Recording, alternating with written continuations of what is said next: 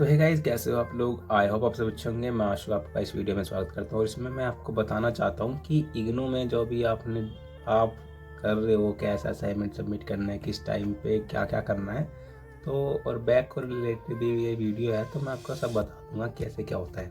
कि मेरी graduation complete हो चुकी थी काफ़ी टाइम पहले और मैं आपको आज इसलिए बताना चाह रहा हूँ कि मैंने लास्ट वीडियो बनाई थी या कमेंट किया था मैंने शायद एक पे, तो उस पर है ना काफ़ी लोगों ने रिएक्ट किया और उस चीज़ को लेके मतलब वीडियो है ही नहीं। तो मैं बता दूँ मैं आपको कैसे कैसे क्या होता है। फर्स्ट ऑफ ऑल मैं ये बता दूँ कि मेरा जो बैच था या फिर मैंने जो रजिस्ट्रेशन या एडमिशन वगैरह लिया था वो कब लिया था। ये मेरा 2020 में लिया था मैंने, है ना।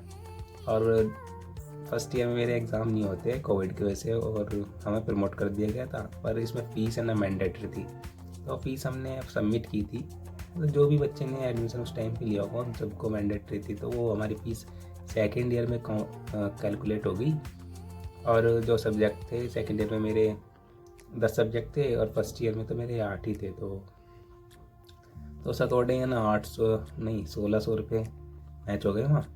और 8 दूनी 16, 200 रुपये से पर सब्जेक्ट है ना फीस। तो ऐसे करके हमारी मैनेज हो गई। और फिर मेरी दिक्कत ये आई, मेरे सारे सब्जेक्ट पास हो चुका था मैं अच्छे नंबर से, अराउंड 273 75 ऐसे मार्क्स हैं।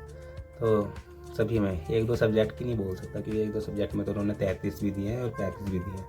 मतलब 33 नहीं, सॉरी 35 ही दिए हैं। एक में 33 दिए थे, उसका बैक लगी, उसी वजह से मेरी 6 महीने आगे चली गई। तो बताता हूँ मैं क्या हुआ था। तो सेकेंड ईयर के 10 सब्जेक्ट थे, उसमें मेरा क्या हुआ कि सितंबर में है ना, सितंबर की 1 2 3 तारीख के आसपास, तो मतलब एक तो संडे पड़ा था और बाकी रेगुलर एग्ज़ाम थे 3 4। ठीक है, तो उस अकॉर्डिंग है ना जो मैंने पढ़ के गया, तो जो BPSC एक सब्जेक्ट है 101, तो उसका है ना मैंने उसमें डिफ़ाइन कर दी थ्योरी लूथर गुलिक वगैरह की 2 4। वैसे उसमें डिफ़ाइन गलत नहीं की, ठीक ही की थी। पर उन्होंने मेरे मार्क्स, पता है यार, मैं पूरे 100 मार्क्स का पेपर करके आया था बहुत अच्छे तरीके से। ठीक है, और उन्होंने पता है कितने मार्क्स दिए मेरे को? उन्होंने सिर्फ 6 मार्क्स दिए मेरे को। अब मेरी बुद्धि ख़राब हो गई। मैं यार 6 मार्क्स, ये तो अगर मैं लिख के ना आता ना क्वेश्चन क्वेश्चन आ जाता तब भी कोई 5 नंबर आ दे देता। तो चलो छोड़ो, वो कोई बात नहीं है। फिर मैंने दिल पे हाथ रखा और थोड़ा रोना सा भी आया। मैं कहा यार इतने मार्क्स ऐसे कैसे आ सकते हैं। तो फिर मैंने धीरे धीरे मन को समझाया और नेक्स्ट ईयर का जो फाइनल ईयर होती है अपनी थर्ड ईयर, तो उसकी मैंने उसके साथ ही मैंने उसकी फीस सबमिट कर दी। मैं किसी साथ ही दे दूँगा। तो उन्होंने क्या किया, उस वाले सब्जेक्ट में भी फिर दोबारा मेरी बैक दे दी। तो उसमें तो जो बैक आई मेरी, फिर 6 नंबर नहीं दिए, फिर उन्होंने 34 नंबर दिए, 1 नंबर से छोड़ दिया। अगर 35 देते ना तो पास हो जाता है। फिर मुझे बहुत ज़्यादा गुस्सा आया। मैंने सोचा मैं 800 रुपये भरूँगा। अब तो मैं 1 नंबर के लिए 800 रुपये भरूँगा और उससे फीस मेरी सबमिट हो जाएगी तो बहुत बढ़ जाएगी। क्योंकि वो बढ़ जाते हैं क्योंकि जब हमें पता हो कि हमारा पेपर अच्छा गया है तो आप 800 रुपये 700 रुपये की एक फीस होती है इग्नू के अंदर, जो कि एग्ज़ाम रीचेकिंग का फॉर्म आता है। आपने 1 महीने के अंदर आता है रिजल्ट का। अगर आपका रिजल्ट आज आया तो 30 दिन का टाइम होता है, 20 दिन का टाइम होता है मोटा मोटा। तो 30 दिन का टाइम होता है मोटा मोटा, उसमें आप उसी फीस सबमिट कर सकते हो 700 800 रुपये। मतलब 750 फीस है, पहले 700 थी है। ठीक है, उसमें क्या होता है 700 में तो पेपर ही चेक होगा और 100 रुपीज़ एक्स्ट्रा दे दोगे ना आप, तो उसमें जो PDF होगी वो चेक होने के बाद आपको शो होएगी। मतलब PDF ईमेल कर देंगे वो आपके पास कि आपने पेपर कैसा किया, वो चीज़ है। ठीक है, तो मैंने सोचा यार मेरा पेपर तो अच्छा गया ही था, क्योंकि 2 महीने ही वैसे लगा देते हैं। मान लो आज पेपर हुआ, 2 महीने बाद रिजल्ट देते हैं। मिनिमम 45 to 60 डेज़ के अंदर ही आता है। 2 महीने मैक्स मानो किसी भी सब्जेक्ट के मार्क्स उसमें, मतलब रिजल्ट आने में आपको। ठीक है, फिर मैंने सोचा यार नेक्स्ट मंथ एग्ज़ाम फॉर्म आ जाएगा, फिर 2 महीने दोबारा ही पढ़ दूंगा मैं, फिर दे दूँगा पेपर, क्या दिक्कत। तो ऐसे करके मैंने एग्ज़ाम दे दिया। तो फिर मेरी वो कंप्लीट हो गई। ठीक है, उसमें फिर उन्होंने ज़्यादा मार्क्स फिर भी नहीं दिए यार, 100 का करके आधा 60 मार्क्स दिए हैं। चलो कोई बात नहीं। फर्स्ट ईयर के जो हमारे मार्क्स थे वो है ना सेकंड और थर्ड ईयर के अकॉर्डिंग ही मिलने थे, मतलब दोनों में पास होते तभी में मार्क्स चढ़ने थे। क्योंकि मेरा फ्रेंड पहले हो गया था तो मुझे ऐसे पता चला कि इन्होंने दोनों से कैलकुलेट करके दिए हैं। तो मैंने उसका रिजल्ट चेक किया कि कैसे कैसे किया। उन्होंने वही एवरेज वाला फॉर्मूला लगाया, सारे सब्जेक्ट जोड़े सेकंड और थर्ड ईयर के, और जो भी एवरेज निकला वही सारे सब्जेक्ट में उतने ही मार्क्स भर दिए, चाहे वो 40 हो 50 हो 60 हो, किसी के भी। उस अकॉर्डिंग। तो उसके भी ऐसे ही 40-42 भरे थे, और मेरे जो 60 होने के बाद मेरे भी आए, तो मुझे भी उन्होंने 45 मार्क दिए सभी सब्जेक्ट में। पास ही किया है बस, ये मानो कि 35 से पास होता है, पर 45 दिए हैं। चलो, पर गुस्सा ये आया, बैक लग गई 2-3 बार, मतलब पैसे फालतू ही चले गए वे, 600-700 रुपये, 800 रुपये।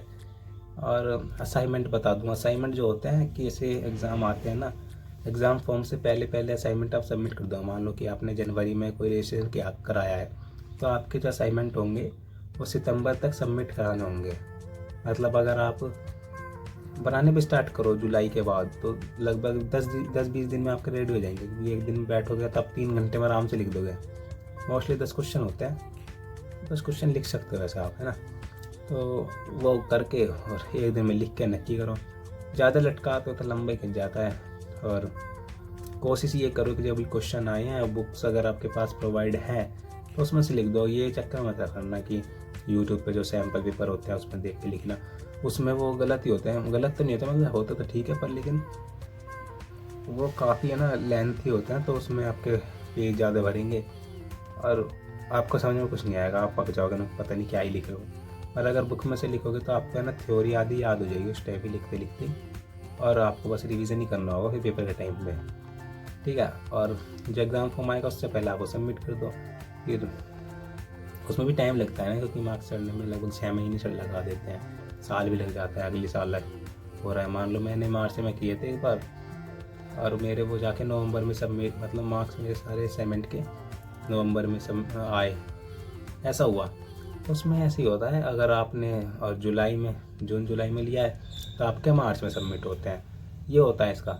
और बैक को लेके तो यही होता है, बैक का फॉर्म आता है जब बैक आ जाती है किसी की, तो वैसे एग्ज़ाम फॉर्म आती है बैक के, उसमें ही आप जैसे एग्ज़ाम फॉर्म आता है उसी में आप 200 रुपये भर दो बस, वो जो भी एग्ज़ाम में बैक है, और आप दोबारा कर सकते हो, ठीक है।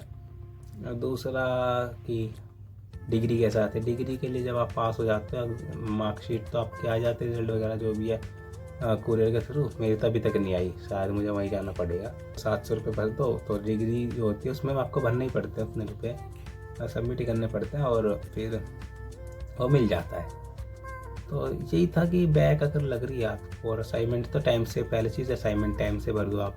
दूसरी चीज़ क्या है, एग्ज़ाम के लिए ना आप अच्छे से पढ़ लो, और 1 महीने पहले ना, 1 महीने पहले तक एग्ज़ाम से पहले पहले आप रिवाइज़ करके छोड़ दो बस। आपका एग्ज़ाम के टाइम पे है ना उसके बहुत ईजिली करके चले जाओगे तो काफ़ी अच्छे मार्क्स मिलेंगे। क्योंकि देखो, पूरी ईयर आप पढ़ नहीं रहे हो, अगर आप एक सब्जेक्ट भी लोगे ना दिन का कोई भी, तो उसमें भी आप 4-5 क्वेश्चन, 4-5 चैप्टर ईजिली कंप्लीट कर सकते हो। इतने कोई लंबे चौड़े नहीं है, 3 क्वेश्चन मैथ्स बनते हैं उसके अंदर बुक में से, कोई भी चैप्टर हो, 3 क्वेश्चन से मैथ्स ज़्यादा नहीं आता कुछ भी। और मतलब एक सब्जेक्ट का 3 क्वेश्चन मैन है एक चैप्टर में, 3 क्वेश्चन मैन है फिलहाल। तो आप उन सबको पढ़ो और करके आओ, बस यही है। और बाकी उसमें कुछ ज़्यादा कुछ आता नहीं, क्योंकि इसके अंदर ही क्वेश्चन देते हैं ना बुक में। तो कोशिश करो ना, बुक है ना, बताओ कौन सी अच्छी है।